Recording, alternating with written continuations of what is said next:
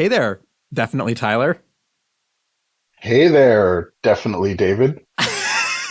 Yeah, of course it's definitely David, and you are definitely Tyler, as you've been here the whole time. How have Tyler things been? Have you been doing Tyler things? Yeah, just vibing and finding things that are lit and yeah, just being Tyler. Those are all definitely Tyler things. I can confirm you are 100% Tyler. Yes, absolutely. I don't know, my brain just like froze. I was like, wait, I don't know where to go with this. This is what editing is for. This is what editing is for. We're gonna cut out so much cool shit. We're Okay. only gonna that's actually we're gonna like flip it around on this episode. We're gonna make it so that we only leave the worst parts in, and we're gonna leave all the cool stuff for us to listen on our own. Oh my God, that's awesome. Let's do that. Okay, yeah. So this is gonna be a Strawberry Boys exclusive in the sense that it's exclusive to only us, the Strawberry Boys. Exclusively us. Exactly. Exclusively us, the Strawberry Boys. David and definitely Tyler. David and definitely Tyler coming to you live from wherever we're coming from. Gay. Yeah. Welcome to the Strawberry Boys. Welcome to the Strawberry Boys, David. So you may have noticed, like, I know we pulled a little prank on you. We got you. That wasn't actually Tyler in the intro. This week, sitting in for Tyler, we have our dear friend Mike. Mike, how are you? I'm doing great, David. Thank you for asking me to pinch hit for our lovely friend. Of course, yes. You were like one of the first people we thought of to come and replace him because you're like one of the biggest fans of the podcast. Yeah, I always like promoting you guys whenever I stream on Growler and stuff, and like pulling you in to talk to my viewers and stuff. It's a lot of fun. Yes, and we love to show off. We love that for us. I love it. I love it. I absolutely love it. Absolutely love it. Love it. Love it a lot. That's one thing. Like, I feel like you know the bits better than we do.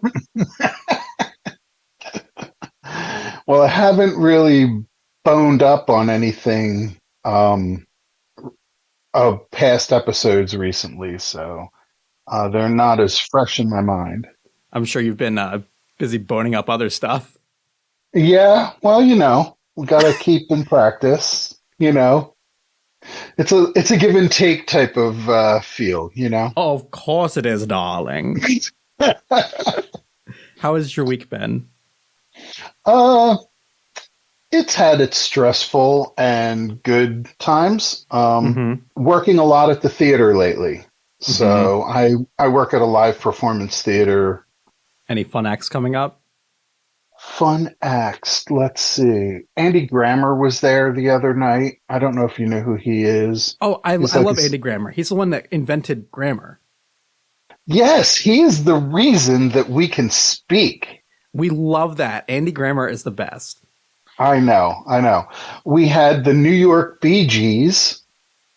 They're a Bee Gees tribute band. Okay, I was going to say, like, with the original Tramps that sing Disco Inferno. Let's see, who else do we have? It's crazy that I work all these shows and can't remember any of them. Trey Kennedy is coming. The acts that we get at the theater are either on their way up or on their way down. And or they're tribute artists of people who have passed away. Like we've got a Queen tribute coming. We have a George Michael tribute coming. We had an ABBA tribute last week. So yeah, lots of dancing queens and queens on stage, and and around Christmas was Ben de la Creme and Jinx Monsoon's Christmas show. We love them. Definitely on the decline. Yeah. No, they're no, actually... I'm kidding. I'm kidding. I love them. They're stars on the rise. They are for sure. We had Bianca Del Rio doing her tour back, I believe, in September. But it was it's great having these people come through our town and everything. So, Mm-hmm. and sometimes I get to meet some of them, and sometimes I don't. Um, but it's a lot of fun. Mm-hmm. Yeah, it sounds like a lovely job. Yeah. So at work today, there was something that I wanted to bring up. My coworker and I were saying this place is like a sitcom, you know, like where people just walk into our office in mid sentence and they have no regard to if any conversation's already going on in the room, and it's like focus on me, so my friend and I, we said, all right, we're going to have sound effects for when people like walk in the room, right? So you know how on a sitcom you get like the audience applauding like when a star walks in the room or whatever. Mm-hmm. Mm-hmm. So we started pulling it up on YouTube. Whenever someone walked in the room, it was like an audience applauding. It was hilarious. That is so much fun. I love the idea of, like someone like you or me walking in and just saying something totally out of context, like, oh, and that's when I threw that penguin into the ocean. And Yeah, then the crowd exactly. goes wild. Oh, David. Oh, and there was like you know um audience reactions to like something in a sitcom, and she found all these different reactions, like the audience going oh or ooh, you know. Like, I just imagine like a manager or someone coming in and then that like the cheering for like a passionate kiss like that. Woo! Yeah, and then we also had the wah wah. Oh no! Was that played when anyone like walked in? No, That would be harsh. we said when our director comes in we are going to say that. Oh my gosh. The absolute nerve. Yeah. So, we had this lady at work asking people to pray for her nephew this past week Mm-hmm. because he was having an operation because he was born with a small penis. Wait, are you being legit right now? Yeah, legit. Oh, can you please help my son? He has a tiny PP. What kind of operation fixes that? Clearly you're not up to date on your big PP operations, Mike. Well, I mean, you know, I'm sure there's some sort of enlargement thing, but if it's a genetic thing that they are trying to fix so that he is, but then the funny thing was the kid's 19 years old, and his aunt is going around asking for prayers for her nephew. Why is he getting this operation at 19? He has so much life to live with a tiny penis. I know. Well, maybe he has been laughed at. Who knows? Who can never be sure. Who can never be sure. There is another podcast called My Dad Wrote a Porno, which is like basically awful literature being read. And one of the characters, Jim Sterling, has a famously tiny penis. And they like to the point where like the author even makes fun of it. And in book 2, spoilers for Belinda Blinked book 2, if you're going through that right now, Jim Sterling gets an operation that makes his cock like this enormous monster dick, but it also has this like Stephen King bent to it where like when he was having sex with Belinda, like the dick would like flake off skin. And when he came, it was like neon blue. Wow, that's shocking. Uh-huh. Yeah, we love that. What do you think is the best color for cum? What do you think would be the most awesome color for someone's cum to be? Other than white? Yeah, no, white's boring. We don't want boring. We're looking for excitement here. Well, if you're gay, it should shoot out rainbows. Ooh, oh, I love that idea. Like it shoots out like in like little chunks of color, like do red, orange, yellow, green, and Yeah. and maybe like as it's coming out, it also kind of like does like a moving pattern. So like when it's sitting there, it's just kind of like a wow, wow, wow, wow. Yeah, there colors. you go. Mm-hmm. So Yeah. Does the color, is it like different colors for like different sexualities? Like if someone is bi, does it like come out with like the bi colors? It could. And if you're straight, it just comes out like beige. Sorry. Yeah, straight people can't. I hate to be straightphobic here, but this is an operation that's only allowed for queer people. Right. Exactly. If you're a bear, it comes out as bear colors. Uh-huh. So it's just like the different shades of brown that are on the bear flag. Yeah, but that's not very attractive now, is it? That's not very fun, no. We need like something really exciting. We need something to really wow the people, you know? Yeah. Alrighty, well, shall we get into the podcast for this week? Yeah, that'd be a good idea. Oh, we love that idea. Oh my God. Can you believe? Welcome to the Totally Real Podcast Hour, name pending, where we take listener suggestions and we pretend to be hosts of fake podcasts. I like the idea that you and Duke had in your last episode, that you do something that he knows something about and you know nothing about. Okay. Yeah. So what if we did something Elvis related? Oh my God. Perfect. Because you have a frame of reference because you toured Graceland. I have the most tenuous grasp on Elvis history, whereas you are an encyclopedia of Elvis history. Okay. Sounds good. All right. Cool. I hope I'm good. You are good. Thank you. So are you.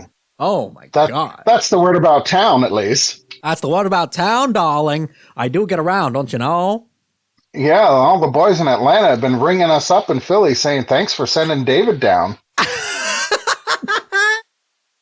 We love that. Yes. Okay, cool. All right, you ready? Mm-hmm.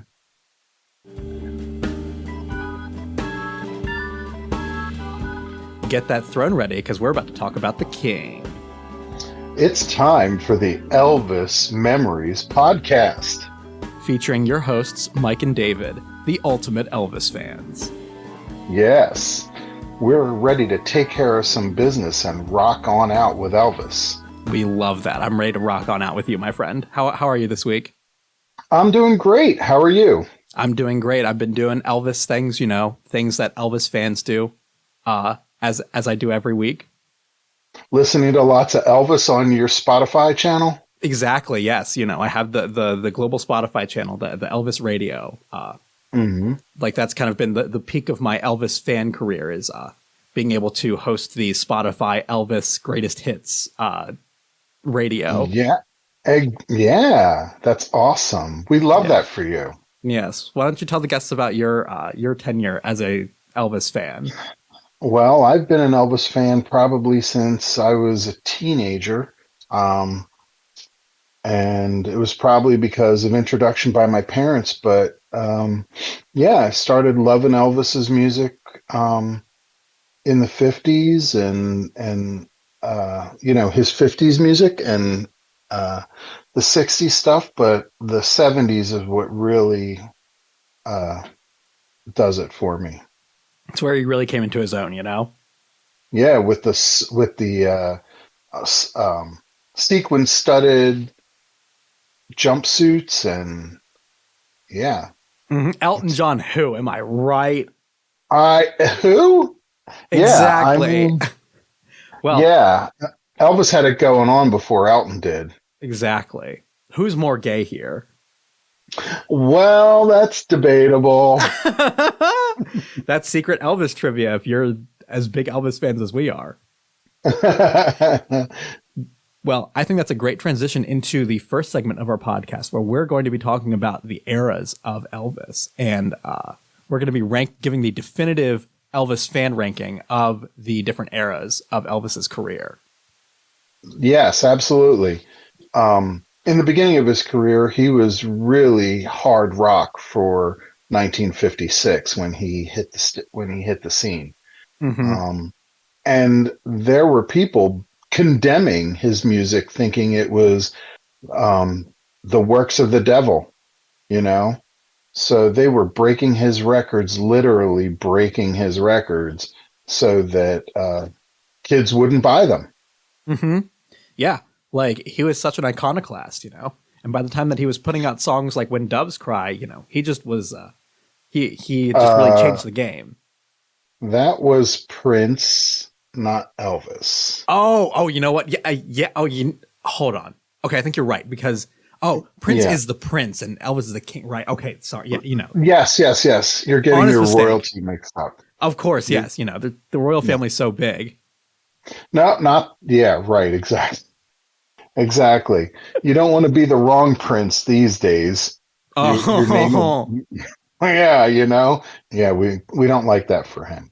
But no, no, Elvis is the king. Elvis is the king of mhm. of rock and roll, and yeah, his big rock hits in the '50s were like Jailhouse Rock and Hound Dog and Blue Suede Shoes. You know, Heartbreak Hotel, things that really got kids dancing. Yeah, we love that. We love a little bit of dancing on this podcast. Yeah, and he We've also been had his dancing love the entire songs. time. Yeah, exactly. I love the way you dance, David. Thank you. You also have a very definitively Elvis style of dancing. Oh, you got to get your hips shaking. Oh yeah, exactly. Yeah, that's They didn't call the him. Yeah, they didn't call him Elvis the Pelvis for nothing. exactly, and that's because that's not. It's also not because he was a skeleton entirely constructed of pelvises.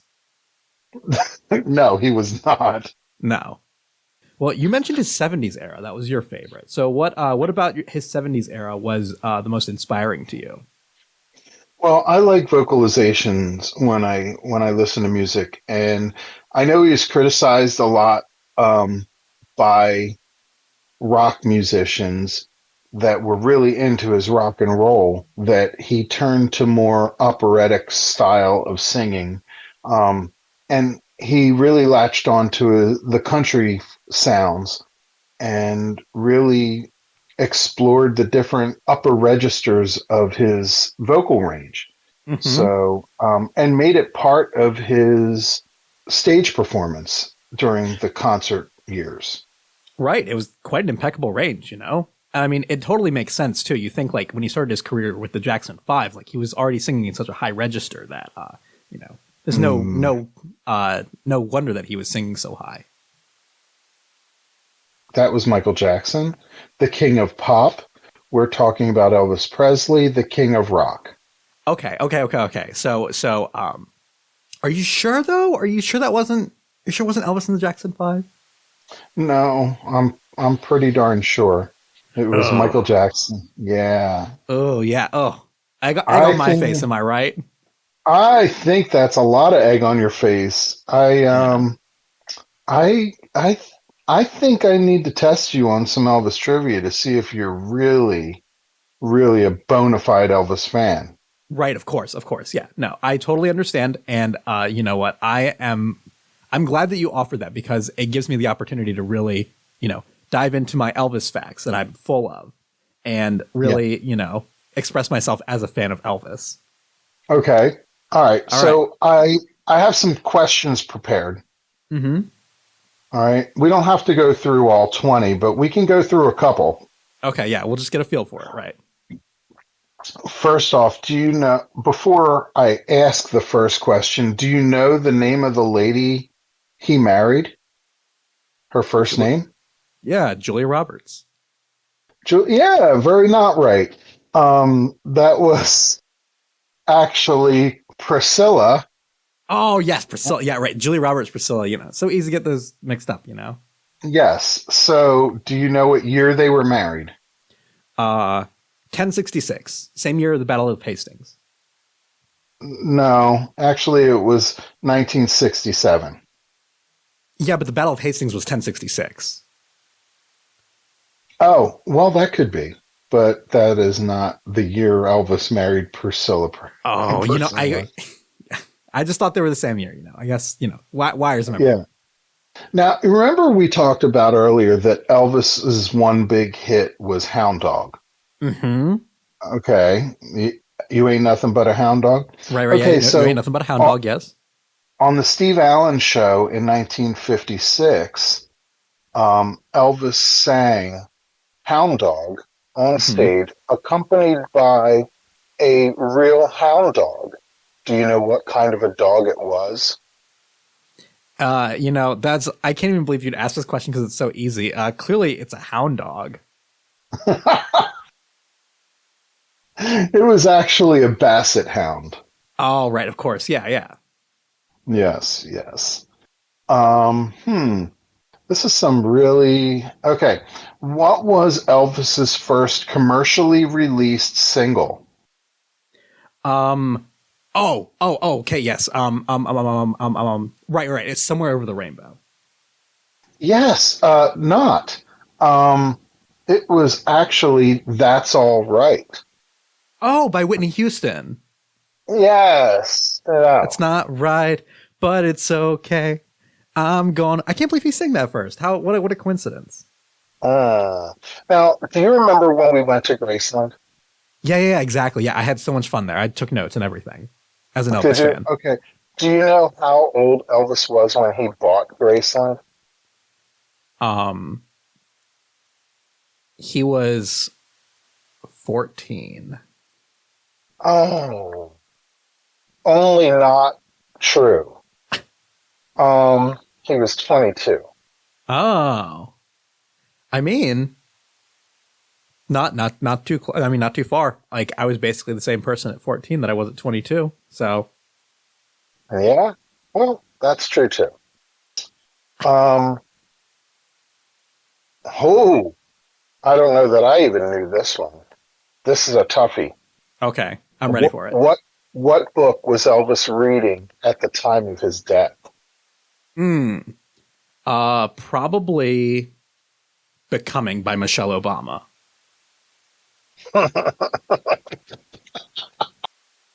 No, I'm sorry. That is absolutely not true. Oh, dang it. The book was The Scientific Search for the Face of Jesus. Oh, I didn't know that. Yeah. So, all right, last question. We're going to do one more question. Okay, I got this one. I'm feeling it. I'm feeling the energy. I got this in the bag. What age was Elvis when he died? Oh my God. So obviously 607.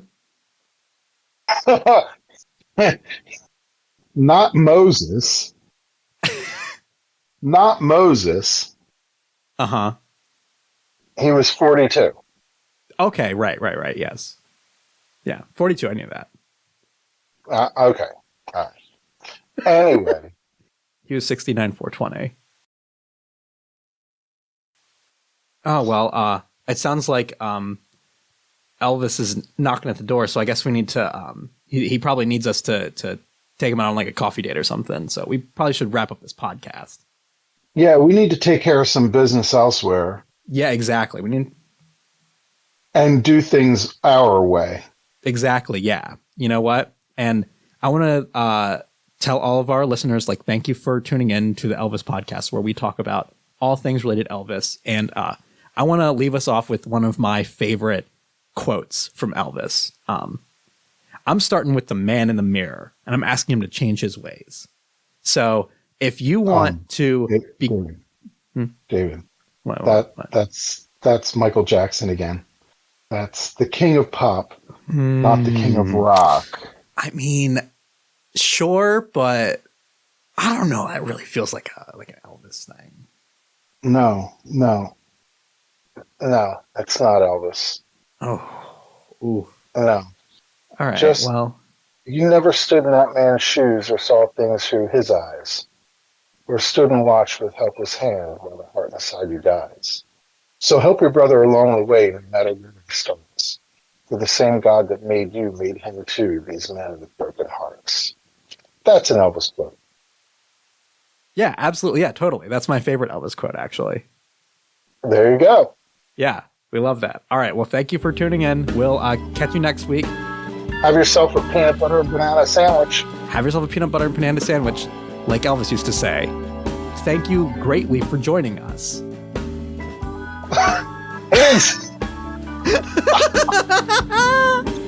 Bye.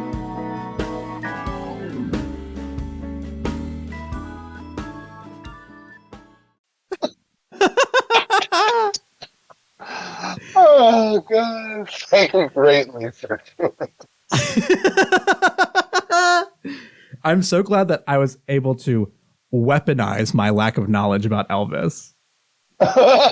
Yeah, right. Oh, my God. That's a riot. We have fun here. Yes. We have fun in the strawberry patch. Yes. I noticed that you just put a little green clip on your ear. What's the story with that? Well, isn't it cute?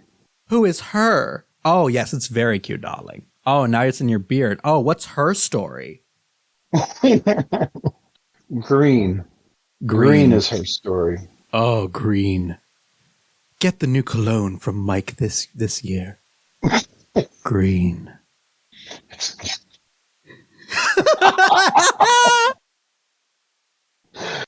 Not to be mixed up with Soylent Green. No, that's people. And this is a hair clip.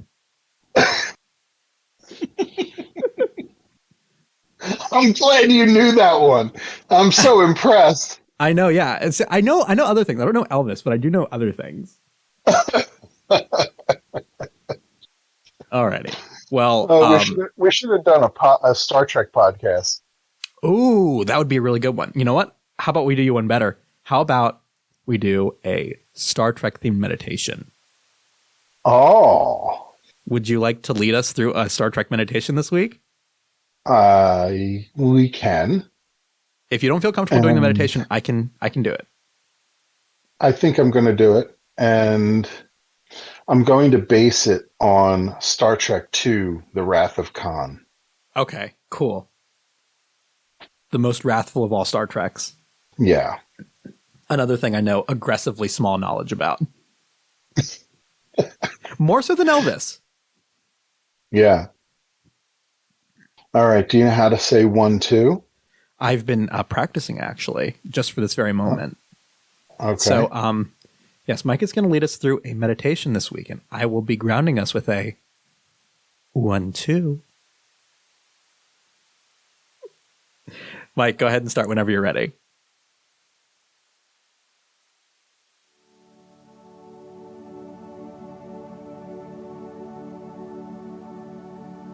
You're a starship captain.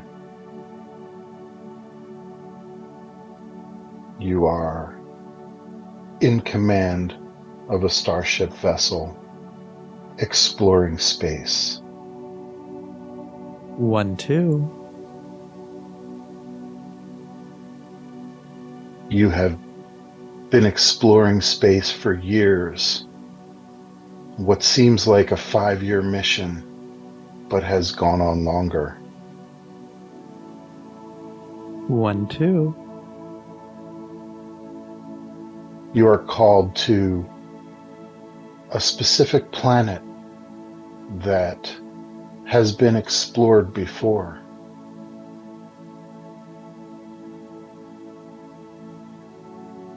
And you scan the planet for life and find nothing. 1, 2. You send an away team down to the surface to investigate a minor energy reading.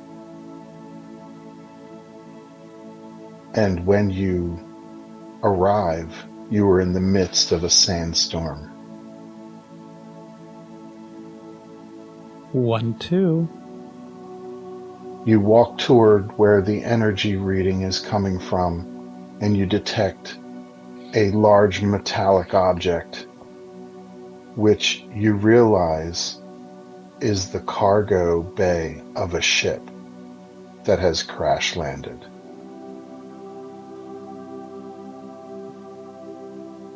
One, 2. You enter the cargo bay structure and see that someone has made their home there. And you notice a creature moving about in a glass cage. 1, 2.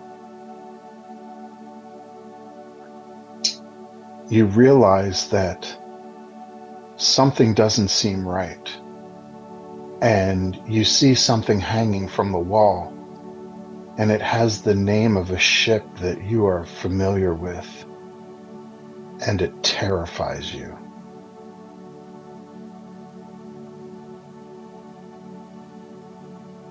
One, 2.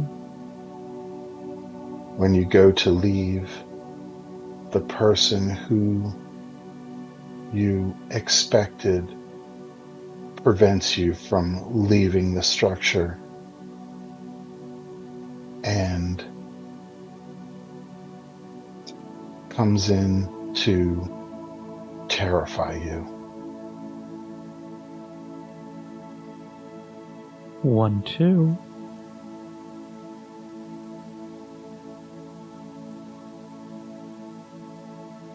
His name is Khan.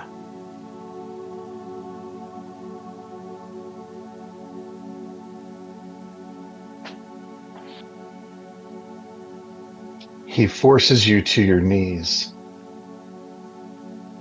and takes off your helmet. 1, 2. He puts one of the creatures in your helmet and puts it back on your head. It makes its way to your ear and goes inside your ear, wraps itself around your cerebral cortex, and makes you subject to suggestion. 1, 2. From that point on, you are Khan's puppet on a quest to find the person who has marooned him on that planet that has been laid waste.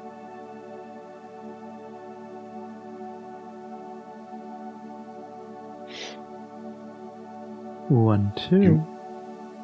You then go on a quest to lure the captain that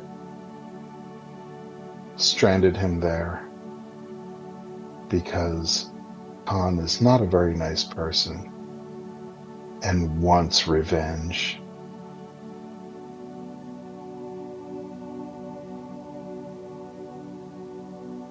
One, 2.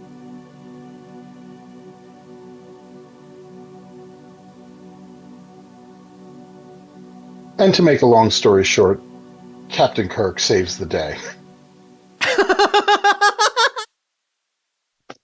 I love that you set up this grand story of mind control, and then you're just like, nothing happens.